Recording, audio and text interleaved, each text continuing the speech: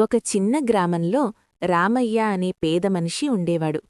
అతనికి పెద్దగా డబ్బులేదు, పెద్ద ఇల్లూ లేదు, కాని ఒక గొప్ప సంపద ఉంది. అది దేవుడిపై ఉన్న విశ్వాసం.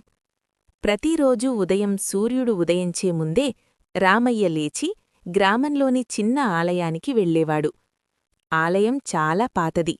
చుట్టూ పెద్ద చెట్లు, పక్షుల కిలకిల రావాలు, ఒక శాంతమైన వాతావరణం. రామయ్య అక్కడ కూర్చుని దేవుడికి నమస్కారం చేసి ఇలా చెప్పేవాడు: దేవుడా, నాకు పెద్దగా ఏమీ అవసరం లేదు. నా కుటుంబం సంతోషంగా ఉండాలి, అందరూ మంచిగా ఉండాలి. గ్రామంలో చాలామంది అతన్ని చూసి నవ్వేవారు. ఈ పేదవాడికి దేవుడేమిస్తాడు అని ఎగతాళి చేసేవారు.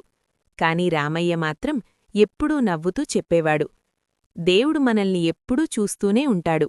ఒకరోజు భారీ వర్షం పడుతోంది.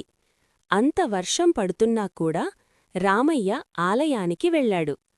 అతను దేవుడికి నమస్కారం చేసి బయటకు వస్తున్నప్పుడు ఆలయం గుమ్మం దగ్గర ఒక వృద్ధుడు కూర్చుని ఉన్నాడు.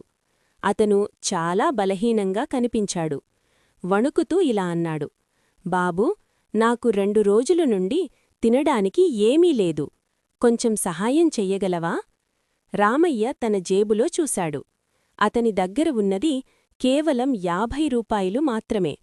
అది అతని కుటుంబం కోసం కొనాల్సిన బియ్యం డబ్బు. కొన్ని క్షణాలు అతను ఆలోచించాడు.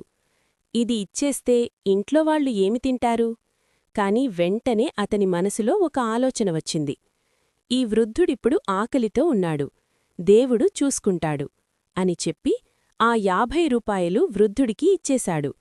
వృద్ధుడు చాలా ఆనందంతో అన్నాడు: నీ హృదయం చాలా మంచిది బాబూ, దేవుడు నిన్ను తప్పకుండా ఆశీర్వదిస్తాడు.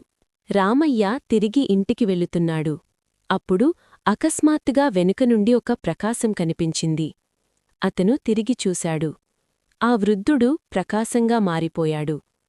అది సాధారణ మనిషి కాదు, అది దేవుడే. దేవుడు చిరునవ్వుతో అన్నాడు: రామయ్యా, నేను నిన్ను పరీక్షించాను.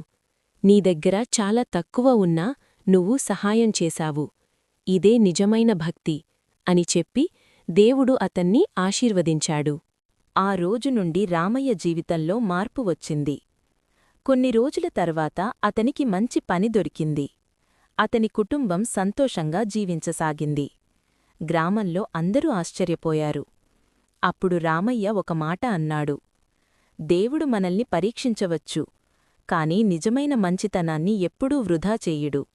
మనస్సు మంచిగా ఉంటే దేవుడి ఆశీర్వాదం తప్పకుండా వస్తుంది.